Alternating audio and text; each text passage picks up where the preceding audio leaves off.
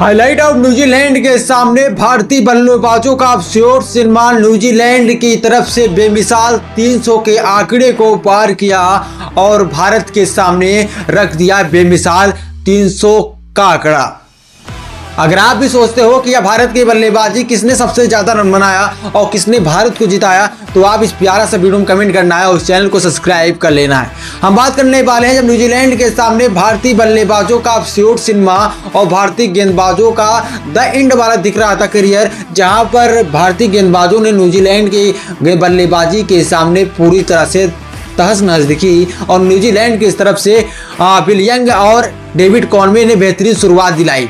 61 रनों की पारी कॉनवे खेलते हैं और विलियंग 41 रनों की पारी खेलते हैं, जिसकी मदद से बेमिसाल लगता है। और भारत ने इस महामुकाबले में जहां पर पहले ही 103 रनों की बेमूल्य साझेदारी होती है और दूसरी तरफ आपके देखा जाए तो डेरिल मिचेल ने 75 रनों की जो बेमिसाल पारी खेली थी, जिसके वजह से इस महामुकाबले में न्यूजीलैंड ने भारत के सामने 300 के आंकड़े को पार किया।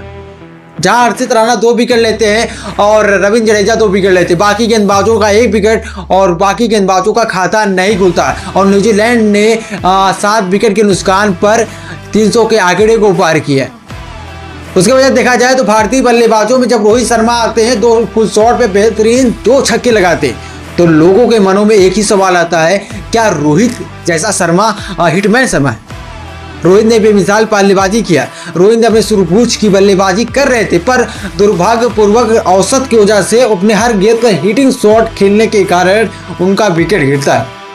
जहां पर आपके शुभमन गिल लगातार संघर्ष कर रहे। 6 ओवर में भारत का स्कोर 14 रन था। उसके बाद रोहित शर्मा ने अपने आप को गियर को बदला, उसके बाद लगातार 2 छक्के 1 ओवर में मारे, उसके बाद अपनी स्ट्राइक रेट को बढ़ाया, पर दुर्भाग्यपूर्वक 28 रनों पर उनका विकेट गिर जाता है, जिसके कारण भारतीय टीम को पहला झटका लगता है। और उसके बाद विराट कोहली और शुभमन गिल की सूझबूझ की बल्लेबाजी भारत की 100 रनों के आंकड़े को पार करते हैं। उसके बाद दुर्भाग्यपूर्वक शुभमन गिल आउट हो जाते हैं। विराट कोहली डटे रहते हैं श्रेयस अय्यर के साथ, मगर विराट कोहली भी ज़्यादा कुछ खास नहीं कर पाते। 83 गेंदों में 92 रनों की पारी खेलते हैं और भारत इस मुकाबले में मात्र 100 रन से दूर था। उसके बाद अय्यर की बेमिसाल पारी बल्लेबाजी 49 रन पर उनका विकेट गिर जाता है और लगता है कि भारत इस मुकाबले को जीतेगा हारेगा। के राहुल के अलावा कोई बल्लेबाजों पर इतना अनुभव नहीं था। रविंद्र जडेजा थे, आउट हो गए थे। वाशिंगटन सुंदर और हर्षित राणा ने भारत को जिता दिया लास्ट के ओवरों में। पर एक सवाल था, क्या भारतीय टीम के हाईलाइट ऑफ इंडिया में कौन हिटमैन था?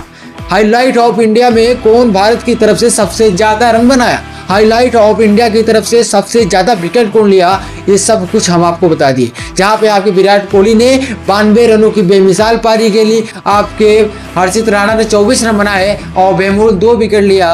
और उसके बाद आपके हम रन रेट की बात करें तो यहाँ पे हिटमैन फ्लॉप हो गए और आपके अय्यर साहब 49 रनों की पारी और 71 गेंदों में 56 रनों की पारी शुभमन गिल खेलते हैं दबाव के कारण।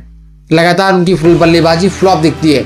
लगातार ये चर्चा होता है न्यूजीलैंड के सामने भले ही शुभमन गिल का 50 आया हो, पर उनका बल्लेबाजी में निखारतापन नहीं आती, जिसकी वजह से न्यूजीलैंड के सामने एक शर्मनाक हार से बचने के लिए आपके अय्यर और विराट कोहली ने सूझबूझ की बल्लेबाजी किया और उस महामुकाबले में पहले ओडीआई मुकाबले में जहां भारत की एक शर्मनाक हार होने से इन खिलाड़ियों ने बचाया। और जहां हर्षित राणा को बार बार गौतम गंभीर के राइट हैंड बोला जाता है, पर इस खिलाड़ी ने अपने सूझबूझ की बल्लेबाजी करता है और सूझबूझ की गेंदबाजी करता है, जिसके वजह से भारत इस महामुकाबले में 1-0 से आगे है।